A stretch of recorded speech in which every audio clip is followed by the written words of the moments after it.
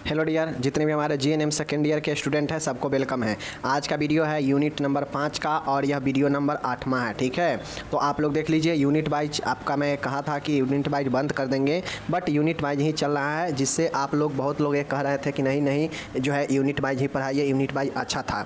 तो unit wise ही हम आपके लिए लेकर आ गए हैं। चलिए देखेंगे। यहाँ पे 3 प्रश्न लेकर आए हैं। तीनों प्रश्न आपके शॉर्ट प्रश्न के लिए बहुत महत्वपूर्ण हो सकता है। तो चलिए आज हम लोग समझेंगे। ठीक है, यह वीडियो नंबर 8वां है MSN 1 का, मेडिकल सर्जिकल नर्सिंग 1 का। ओके, चलिए देखते हैं।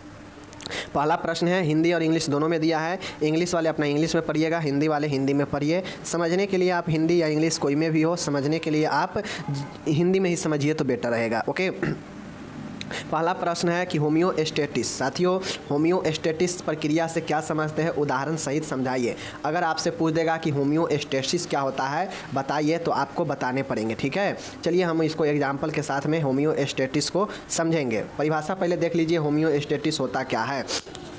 डियर फ्रेंड, मानव शरीर के आंतरिक वातावरण को स्थिर अवस्था में बनाए रखने की प्रक्रिया ही होम्योस्टेटिस कहलाता है। देखिए, होता यह है कि होम्योस्टेटिस एक ऐसा प्रोसेस है जो मेंटेन करता है इंटरनल इन्वायरमेंट को ऑफ द बॉडी। मतलब होम्योस्टेटिस जो है वह आपके शरीर के या किसी के शरीर के जो हमारा इंटरनल पार्ट है, इंटरनल जो भी हमारा आंतरिक स्थित अंग है, उसका जो है समान स्थिति में बनाए रखने के लिए जो है यह काम होता है, और इसी प्रक्रिया को होम्योस्टेसिस कहते हैं। सीधा समझिए कि मानव के शरीर के आंतरिक मतलब इंटरनल इन्वायरमेंट जो है वह क्या होता है, मेंटेन होना ही जो है क्या कहलाता है, होम्योस्टेटिस कहलाता है। यानी मानव शरीर के आंतरिक वातावरण को स्थिर अवस्था में बनाए रखना ही, यानी एक समान अवस्था में बनाए रखना ही होम्योस्टेटिस कहलाता है। ठीक है, चलिए उदाहरण के तौर पे हम लोग समझते हैं कि कैसे जो है एक समान वातावरण को आंतरिक बनाए रखता है। होम्योस्टेटिस प्रक्रियाओं के कुछ मुख्य उदाहरण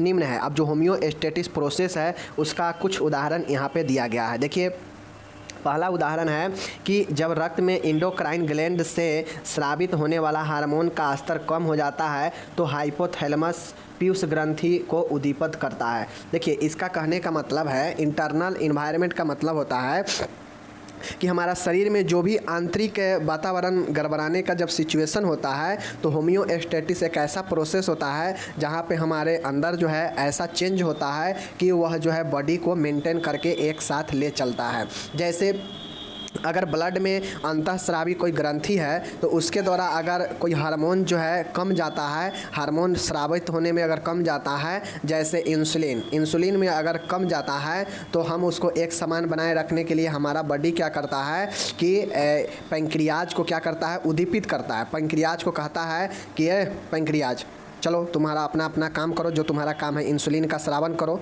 तो मीन्स इसका मतलब होता है कि पीयूष ग्रंथि क्या करता है, पीयूष ग्रंथि मास्टर ग्रंथि होता है। यह सभी ग्रंथि को खासकर एंडोक्राइन ग्लैंड को निर्देश देता है कि कब क्या करना है नहीं करना है। जैसे ही अगर बॉडी में किसी हार्मोन को कमी होने लगेगा तो पीयूष ग्रंथि उसको क्या करेगा, उद्दीपित करेगा, स्टिमुलेट करेगा, मतलब जगाएगा कि चलो चलो उठो उठो उठो, तुम सिक्रेशन करो, इस चीज़ का बॉडी में कमी हो रहा है। अब इस चीज़ के जब पूरा हो जाता है तो वह समान अवस्था में बना रहता है हमारा बॉडी। यानी पहला उदाहरण यही है कि कोई भी एंडोक्राइन ग्लैंड है उससे अगर स्रावित होने वाला हार्मोन में कम और ज़्यादा होता है तो उसको जो है पीयूष ग्रंथि उद्दीपित करता है कि चलो भाई तुम अपने काम करो, यहाँ पे हार्मोन की कमी हो रही है। ठीक है, तो जिससे जो है होता है वह शरीर में समान स्थिति बनकर रहता है। ठीक है, पहला हो गया।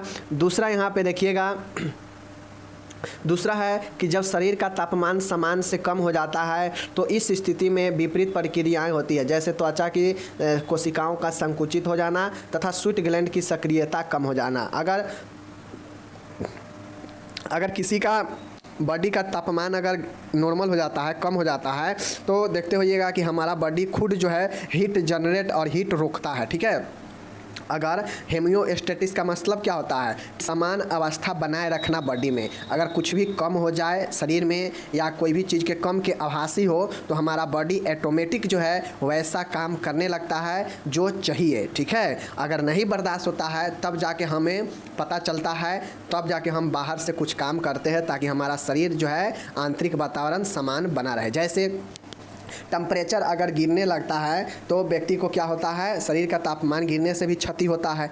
तो ये कब होता है, तो जब हमारा बॉडी इस चीज़ को पहचान लेता है कि तापमान कम हो जा गया है, तो वह कोशिका जो होता है उसको क्या करता है, कंट्रैक्ट कर देता है, संकुचित कर लेता है, जिससे और ज़्यादा टेम्परेचर का रिलीज न हो। ठीक है, उसी प्रकार से अगर बहुत ज़्यादा पसीना जा रहा हो और उसी में अगर टेम्परेचर कम रहा हो, तो उस कंडीशन में हमारा जो बॉडी होता है ऑटोमेटिक से स्वेट ग्लैंड को जो एक्टिविटी है इसको कम कर देता है। अब जैसे ही स्वेट ग्लैंड को एक्टिविटी को कम करेगा, पसीना कम निकलेगा, जिससे तापमान जो पहले रिलीज हो गया है और ज़्यादा तापमान रिलीज ना हो, ऐसा मेरा और आपका बॉडी ऑटोमेटिक काम करना चालू कर देता है। तो यही जो है होम्योस्टेसिस का उदाहरण होता है। ठीक है, नेक्स्ट है, तीसरा है, देखिए बॉडी और क्या करता है, यहाँ पे देख लीजिए।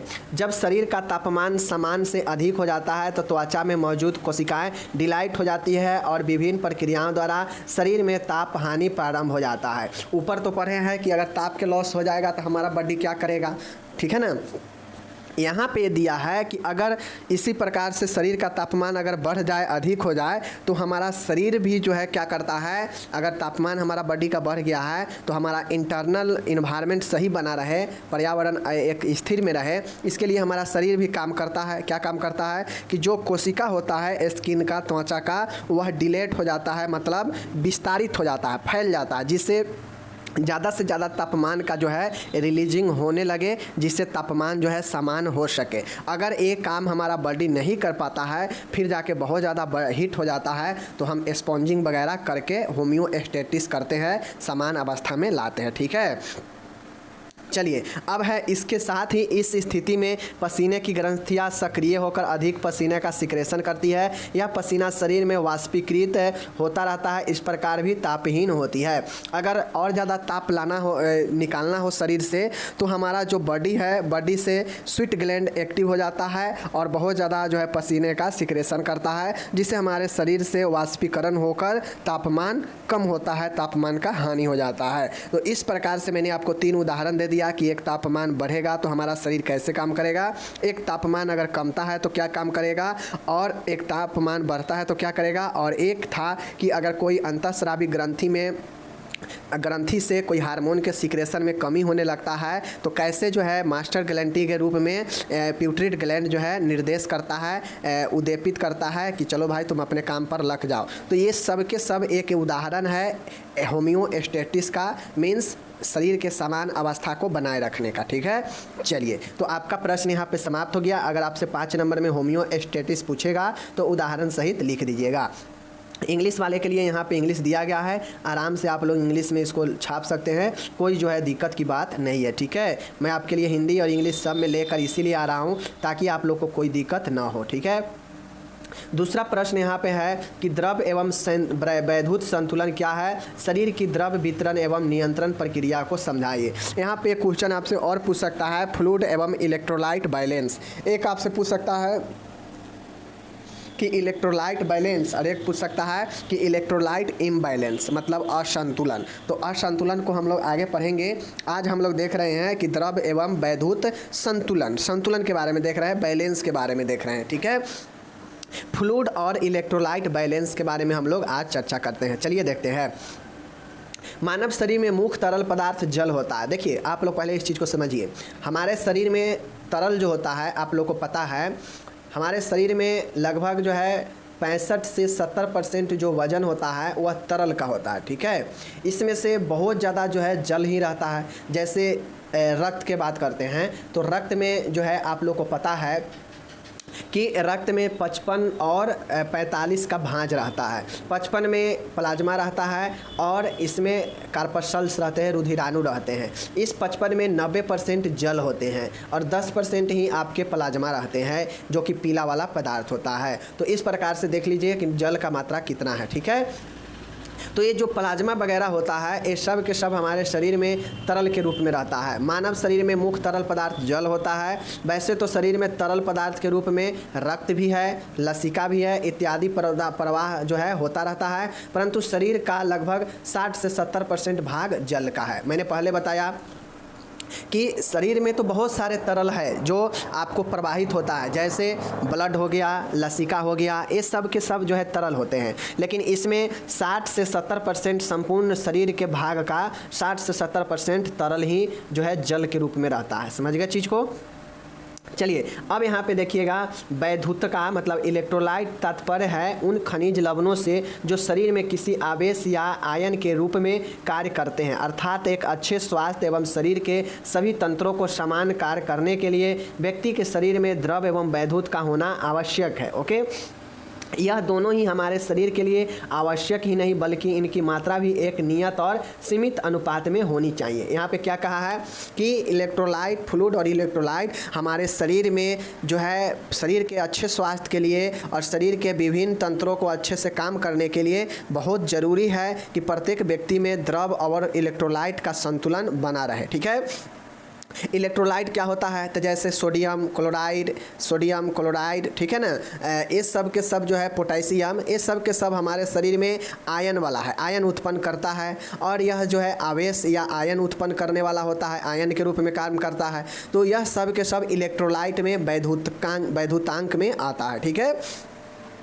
और यही जो है हमारा शरीर में इलेक्ट्रोलाइट एक अच्छे स्वास्थ्य को निर्धारित करता है और शरीर के अन्य तंत्रों को, अन्य अंगों को जो है बहुत ही अच्छा से काम करने में मदद करता है और आवश्यक होता है। ठीक है, यह दोनों ही हमारे शरीर के लिए आवश्यक ही नहीं, मतलब इलेक्ट्रोलाइट और साथ में फ्लूइड दोनों हमारे शरीर के लिए आवश्यक ही नहीं, बहुत ज़रूरी है कि इसका नियत मतलब एग्जैक्ट और लिमिट में यह अनुपात होनी चाहिए। बढ़ने से भी प्रॉब्लम होती है और घटने से भी। अगर आपके शरीर में सोडियम क्लोराइड पोटेशियम का मात्रा भी बढ़ जाता है तो प्रॉब्लम होगा, अगर घट जाता है तो फिर भी प्रॉब्लम होगा। तो इसलिए इसकी मात्रा निश्चित और नियमित और सीमित होना बहुत ज़रूरी होता है। तो यही आपका इलेक्ट्रोलाइट और फ्लूइड होता है। ठीक है, अब शरीर में इसका डिस्ट्रीब्यूशन कैसे होता है, तरल पदार्थों का डिस्ट्रीब्यूशन ऑफ बॉडी फ्लूइड, शरीर के तरल का कैसे वितरण होता है, चलिए हम लोग देखते हैं।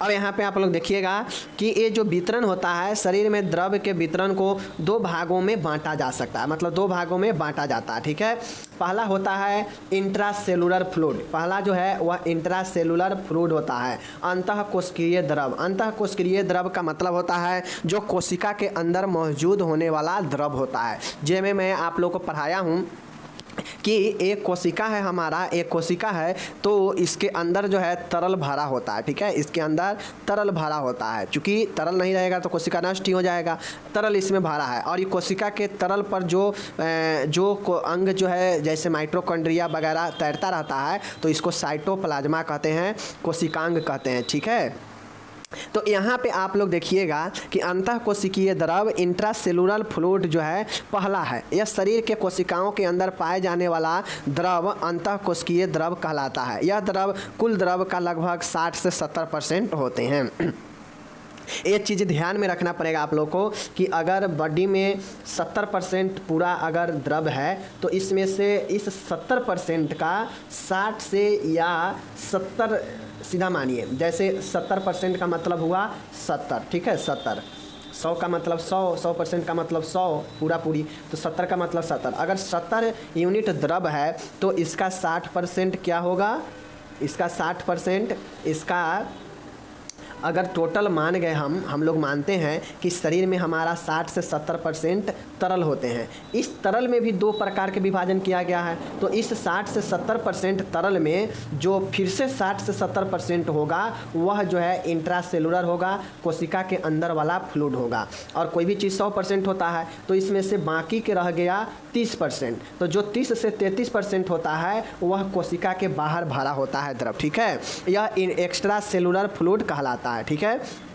देख लीजिए, एक्स्ट्रा सेलुलर है, इसका मतलब होता है कि कोशिका के बाहर भरे द्रव। शरीर कोशिकाओं के बाहर पाए जाने वाला द्रव बाह्य कोशिका द्रव कहलाता है। यह कुल द्रव का लगभग 30 से 33% तक होता है। इस द्रव को पुनः दो भागों में विभाजित किया जाता है। देखिए, जो कोशिका द्रव होता है वह सबसे ज़्यादा होता है 60 से 70%। संपूर्ण द्रव का, अगर बॉडी में जितना भी द्रव है उस संपूर्ण द्रव का 60 से 70% सभी कोशिकाओं में भरा होता है। ठीक है, बाकी के जो 30 से 33% होता है वह कोशिका के बाहर होता है, इसीलिए इसे एक्स्ट्रा सेलुलर फ्लूइड कहा जाता है। ठीक है, जो 30 से 33% होता है। और ये जो एक्स्ट्रा सेलुलर फ्लूइड होता है इसको जो है आपको दो भागों में फिर से विभाजित किया गया। कौन कौन भाग? पहला है इंटरस्टेशियल फ्लूइड और एक है इंट्रावेस्कुलर फ्लूइड। पहला है इंटरस्टेशियल फ्लूइड, इंटरस्टेशियल फ्लूइड और इंट्रावेस्कुलर फ्लूइड। दोनों याद रखिएगा, इंटरस्टेशियल फ्लूइड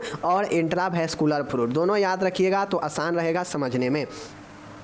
यह हम लोग सब क्या पढ़ रहे हैं? एक्स्ट्रा, ठीक है। एक्स्ट्रा फ्लूइड मतलब एक्स्ट्रा सेलुलर फ्लूइड मतलब कोशिका के बाहर का तरल। यह 30 से 33% वाला जो है दो भागों में फिर से विभाजित है, एक इंटरस्टेशियल फ्लूइड और एक इंट्रावेस्कुलर फ्लूइड। इंटरस्टेशियल फ्लूइड जो है यह द्रव अंतरालीय स्थान इंटरस्टेशियल स्पेस में पाया जाता है तथा कुल द्रव का 25% होता है। मीन्स हम लोग एक्स्ट्रा सेलुलर फ्लूइड में 30 से 33% क्या देखे हैं कि टोटल एक्स्ट्रा सेलुलर फ्लूइड होता है, ठीक है। अब इस 30 से 33% में भी 25% जो है क्या होता है, वह 25% आपके जो है वह इंटरस्टेशियल फ्लूइड होता है जो है कहाँ होता है? अंतरालीय स्थान मतलब इंटरस्टेशियल स्पेस में पाया जाता है, ठीक है, जो 25% होता है। समझ गए? अब यहाँ पे दूसरा जो है वह है इंट्रावेस्कुलर फ्लूइड। इंट्रावेस्कुलर फ्लूइड का मतलब होता है कि यह द्रव वाहिनियों में पाया जाता है तथा कुल द्रव का लगभग जो है 7 से 8% होता है। इसका उदाहरण है रक्त में पाया जाने वाला प्लाज्मा, ठीक है। तो आप लोग समझ, देखिए मैं आपको यहाँ पे बताता हूँ मैंने क्या पढ़ा कि इलेक्ट्रोलाइट और फ्लूइड और इलेक्ट्रोलाइट बैलेंस क्या है, इसके वितरण डिस्ट्रीब्यूशन को समझा है। तो फ्लूइड और इलेक्ट्रोलाइट से समझ गया क्या होता है और कितना हमारे शरीर में जल है क्या है। तो इसके बाद हम लोग देखे हैं कि इसको दो भागों में बांटा गया है डिस्ट्रीब्यूशन को। एक डिस्ट्रीब्यूशन है जो शरीर के कोशिका के अंदर में होता है तरल, तो उससे हम लोग इंट्रासेलुलर फ्लूइड कहते हैं, नो डाउट। और यह फ्लूइड जो है संपूर्ण फ्लूइड का 60 से 70% भाग जो है सीधा के सीधा कोशिका में मौजूद होता है, तो उसका तो बात ही हटा दीजिए, ठीक है। अब रह गई बात बाकी के जो 30 से 33% फ्लूइड जो बचते हैं वह जो है हमारे एक्स्ट्रा सेलुलर फ्लूइड होता है, यानी कोशिका के बाहर स्थित फ्लूइड होता है। समझ गए? अब इसको भी जो है दो भागों में बांटा गया। एक भाग है इंटरस्टेशियल फ्लूइड और एक भाग है हमारा इंटरवेस्कुलर फ्लूइड। मतलब कि इंटरवेस्कुलर का मतलब है कि जो वाहिका के अंदर होता है और यह कुल 7 से 8% भाग में होता है। और जो ऊपर वाला है इंटरस्टेशियल फ्लूइड, यह 30 से 33% वाले का 25% भाग जो है इंटरस्टेशियल फ्लूइड हो जाता है, जो गैप सब में रिक्त स्थान में पाया जाता है। समझ गए? तो इस प्रकार से उम्मीद है आप समझ गए होंगे। इंग्लिश यहाँ पे दिया गया है, इंग्लिश वाले इंग्लिश में देखिएगा, हिंदी वाले हिंदी में देखिएगा, कोई दिक्कत नहीं है। मैं आपको कितना बार बता दिया, आप नहीं समझे तो आप जानिए, ठीक है। तीसरा जो प्रश्न है आज का और बहुत VVI ये क्वेश्चन है, इसको आप लोग VVI कर लीजिए 5 नंबर के लिए, 5 मार्क्स के लिए, ठीक है। 5 मार्क्स के लिए बहुत VVI प्रश्न है कि निर्जलीकरण क्या है, इसके प्रकार, कारण, लक्षण और प्रबंध को बताएं निर्जलीकरण के, ठीक है। मेरे डियर फ्रेंड, निर्जलीकरण डिहाइड्रेशन जो होता है इसके बारे में हम लोग को बताना है। तो निर्जलीकरण के मतलब क्या होता है कि शरीर से अत्यधिक मात्रा में जल का निष्कासन हो जाना निर्जलीकरण कहलाता है, ठीक है। जिसमें शरीर में तरल पदार्थ का आयतन जो है घट जाता है और व्यक्ति को निर्जलीकरण हो जाता है, डिहाइड्रेशन हो जाता है, ठीक है। तो ये चीज़ समझ गए। निर्जलीकरण के मतलब क्या होता है? निर्जलीकरण मतलब जल का नहीं होना, शरीर से अत्यधिक मात्रा में तरल या जल का निष्कासन होना निर्जलीकरण कहलाता है, ठीक है। शरीर में तरल पदार्थ का आयतन इससे घट जाता है। जैसे समझिए 4 किलो का बाल्टीन है, 4 लीटर का कोई बाल्टीन है, उसमें 4 लीटर पानी रखा है। अगर उसमें हम जो है कोई छिद्र कर दे, उसमें होल कर दे बाल्टीन में, और उससे 1 लीटर पानी उसमें से छिद्र के द्वारा निकल जाएगा, तो क्या हो जाएगा कि उसका आयतन तो घट जाएगा। पहले जो 4 लीटर वॉल्यूम का आयतन था वह तो अब 3 लीटर हो जाएगा, तो वॉल्यूम कम जाएगा। तो ही कहता है निर्जलीकरण अगर तब होता है जब शरीर से बहुत अधिक मात्रा में तरल पदार्थ या जल निकल जाए, निष्कासन हो जाए, तो निर्जलीकरण हो जाता है, जिससे शरीर में तरल पदार्थ का आयतन घट जाता है। ये चीज़ इतना समझ गए। इंग्लिश में आपके यहाँ पे दिया गया है, आप लोग देख लीजिएगा, ओके। अब हमसे यहाँ पे पूछता है कि निर्जलीकरण के प्रकार क्या है। मेरे डियर साथी, निर्जलीकरण के मुख्यतः 3 प्रकार होते हैं, ठीक है। मुख्यतः 3 प्रकार होते हैं। पहला प्रकार है हाइपरटोनिक। हाइपरटोनिक जो डिहाइड्रेशन होता है, अच्छे से समझिएगा, एक होता है हाइपरटोनिक, एक होता है हाइपोटोनिक और एक होता है आइसोटोनिक। बस यही 3 प्रकार पर दिमाग आपको लगाना है। और आपको मैंने पहले ही बता दिया कि हाइपरटोनिक है। हाइपरटोनिक का मतलब होता है कि हाइपरटोनिक का मतलब क्या होता है कि हाइपर, मैं आपको पहले बता दिया कि हाइपर का मतलब होता है अत्यधिक या ज़्यादा, ठीक है, अत्यधिक या ज़्यादा। हाइपो का क्या मतलब होता है, तो हाइपो का मतलब होता है कम, ठीक है। तो इस प्रकार से आप इसके नाम को याद रखिएगा। तो एक है आपका हाइपरटोनिक डिहाइड्रेशन और एक है आपका हाइपोटोनिक डिहाइड्रेशन और एक है आपका आइसोटोनिक डिहाइड्रेशन, ठीक है, जिसका आइसो का मतलब होता है समान। तो अब ये तीनों नाम याद रहेगा तो समझना कैसे है देख लीजिए। चूँकि हम लोग ऊपर यहाँ पे पढ़े हैं, यहाँ पे डिफिनीशन में पढ़े हैं निर्जलीकरण का कि शरीर से जल का अत्यधिक मात्रा निष्कासन होना ही निर्जलीकरण कहलाता है। मीन्स शरीर से बहुत ज़्यादा जो है जल का निकासी हो जाना ही जो है निर्जलीकरण कहलाता है, ठीक है। किसका निष्कासन हो रहा है, जल का। अब जल का ही आप लोग बेस मान के इस तीनों के टाइप्स को आसान से बना देंगे, ठीक है। कैसे, पहला पॉइंट है हाइपरटोनिक। हाइपरटोनिक का मतलब होता है कि ज़्यादा, तो हम लोग का क्या हो रहा है, जल का निष्कासन हो रहा है, ठीक है। तो जल का निष्कासन होगा हाइपरटोनिक में इलेक्ट्रोलाइट से ज़्यादा, ठीक है। इलेक्ट्रोलाइट कम होगा और वाटर जो है ज़्यादा जो है निष्कासन हो जाएगा। तो इस कंडीशन को हम लोग हाइपरटोनिक निर्जलीकरण कहते हैं, ठीक है। इसमें होता यह है कि इलेक्ट्रोलाइट की तुलना में शरीर से जल का निष्कासन बहुत ज़्यादा हानि हो जाता है, ठीक है। तो इसलिए इसे हाइपरटोनिक कहते हैं, क्योंकि जल का ही निकासी हो रहा है। ऊपर भी डिहाइड्रेशन में देखें कि जल का निकासी होना ही बहुत अत्यधिक मात्रा में डिहाइड्रेशन निर्जलीकरण कहलाता है। तो हाइपर है, हाइपर के मतलब अधिक, तो किसका अधिक, जल का अधिक बहाव, जल का अधिक निष्कासन, हाइपरटोनिक, ओके। और जब जल अधिक होगा तो चूंकि हम लोग जानते हैं कि फ्लूइड और इलेक्ट्रोलाइट साथ साथ काम करता है बॉडी में, तो जैसे ही वाटर अगर अत्यधिक होगा तो इलेक्ट्रोलाइट का हानि कम होगा हाइपरटोनिक में। चीज़ों को समझ गए, चलिए। अब दूसरा है आइसोटोनिक।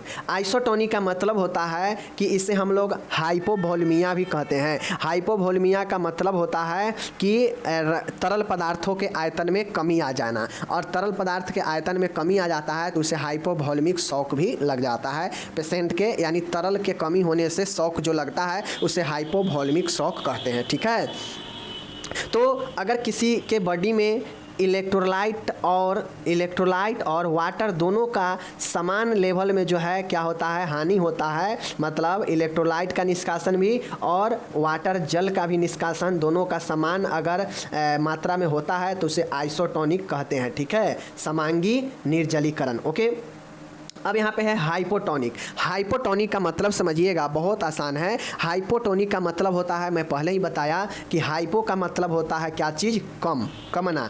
तो इसमें कमेगा क्या, तो चूँकि हम जल को बेस मान रहे हैं तो हाइपोटोनिक में जल का जो सिक्रेशन होगा वह कम जाएगा और इलेक्ट्रोलाइट जो है क्या होगा, ज़्यादा होगा। मीन्स हाइपोटोनिक में जल का निष्कासन इलेक्ट्रोलाइट की तुलना में कम होगा, ठीक है। इलेक्ट्रोलाइट ज़्यादा होगा जबकि जल कम होगा, और जल कम होगा इसीलिए इसका नाम हाइपोटोनिक दिया गया, यानी हाइपोटोनिक। चीज़ों को समझ गए, चलिए। तीनों प्रकार अच्छे से समझ गए, कोई दिक्कत नहीं, ओके।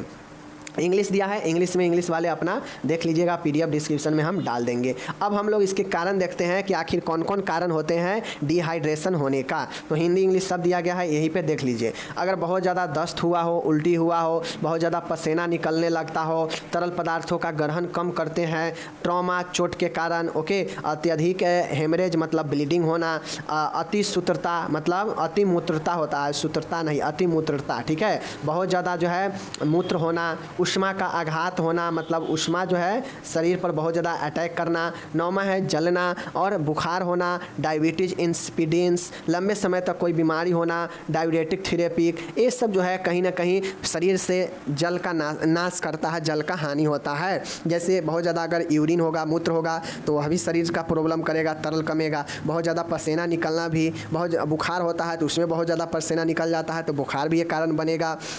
मतलब वो सारे कारण बनेगा जिससे शरीर में तरल यानी जल का कमी हो सकता है, तो उसको हम लोग कारण में लिख देंगे। ठीक है, अब हम लोग लक्षण देखेंगे कि किसी में अगर डिहाइड्रेशन होता है, निर्जलीकरण यानी जल का कमी होता है, तो उसमें क्या क्या लक्षण दिखाई दे सकते हैं। ठीक है, चलिए देखते हैं। पहला जो लक्षण देखिएगा, मुंह सूखना, बहुत ज़्यादा मुंह सूखने लगता है, गहरा पीला पेशाब होने लगता है। अगर शरीर में तरल कम जाता है तो पेशाब कम आएगा, दौरे पड़ना, कमजोरी लगना, ये सब जो है नॉर्मल होने लगता है। तेज सांस जो है चलना, आलसपन आने लगता है, बेचैनी होने लगता है, और ये सब जो है कारण बनता है। रक्तचाप घट जाएगा, कब्ज रहने लगेगा, धंसी हुई आंख धंस जाएगा, समझ गए, और शुष्क त्वचा पड़ जाएगा, ड्राई स्किन हो जाएगा। मीन्स अगर आपके शरीर में तरल पदार्थ का कमी हो जाएगा, जल के कमी हो जाएगा, तो क्या क्या चीज़ें लक्षण में दिख सकता है, ये तो कॉमन चीज़ें हैं, खुद से लिख सकते हैं। सही बातें हैं, शरीर में अगर तरल नहीं रहेगा तो आपका शरीर, आंखें धंस जाएगा, शरीर दुबला हो जाएगा, ठीक है, बीमारी हो जाएगा, बहुत ज़्यादा समस्या होने लगेगा, तमाम के चीज़ें जो है, मुंह सूखने लगेगा, त्वचा झुर्रीदार हो जाएगा, कब्ज रहने लगेगा, रक्तचाप घट जाएगा, बेचैनी होने लगेगा। तो ये सब जो है कहीं ना कहीं क्या होता है, आप लोग को ये सब कहीं ना कहीं जो है बॉडी में क्या करता है कि कमी होने से लक्षण दिखाई देता है। ठीक है, तो ये चीज़ मैंने बता दिया। अब एक नर्स के रूप में नर्सिंग प्रबंध कैसे करेंगे, अगर हम लोग जानेंगे कि कोई पेशेंट को बहुत ज़्यादा शरीर से तरल पदार्थ कम रहा है, तरल इलेक्ट्रोलाइट फ्लूइड का कमी हो रहा है, तो उसको हम कैसे देखभाल प्रबंध करेंगे, चलिए देखते हैं। पहला है, सर्वप्रथम ORS पीने की सलाह देंगे। मरीज को पर्याप्त मात्रा में पानी लेने के लिए उत्साहित करेंगे। मरीज को आवश्यकता का तुरंत जो है IV फ्लूइड से शुरू करेंगे। अत्यधिक सेवर अगर रक्तस्राव होता है तो इन्फ्यूजन मशीन के द्वारा जो है प्रयोग करना चाहिए। मरीज को DNS RL एकांतर क्रम में दी जानी चाहिए। ठीक है, उसके बाद है 6 नंबर का है कि मरीज का इनटेक आउटपुट चार्ट तैयार करनी चाहिए। 7वां है, मरीज का वजन नियमित रूप से चेक करते रहना चाहिए। मरीज का वाइटल साइन भी नियमित रूप से चेक करते रहना चाहिए। ठीक है, 9वां है, मरीज को शांत एवं आरामदायक पोषण जो है वातावरण देनी चाहिए। नेक्स्ट देखिएगा कि 10वां नंबर है कि मरीज को साफ़ सुथरा रखनी चाहिए। उसके बाद है, मरीज को मनोवैज्ञानिक सहारा प्रदान करनी चाहिए। एंड यहाँ पे देखिएगा लास्ट वाला है 12 नंबर का कि उल्टी रोकथाम हेतु आदेशानुसार एंटीइमेटिक ड्रग दी जाती है। तो इस प्रकार से हमारा तीनों प्रश्न बहुत ही अच्छे से मैंने आपको बता दिया। अब आपका काम है कि इसके अच्छे से पढ़ना, PDF डाउनलोड करके PDF पढ़ना, और अगर nursingyan.com पर जाकर पढ़ते हैं तो आप लोग को और बेहतर बिना PDF डाउनलोड किए ही सब चीज़ वहाँ पे मिलेगा कुछ दिन में। ओके, चलिए मिलेंगे अगले वीडियो में। अपना ख्याल रखिए, धन्यवाद, नमस्कार।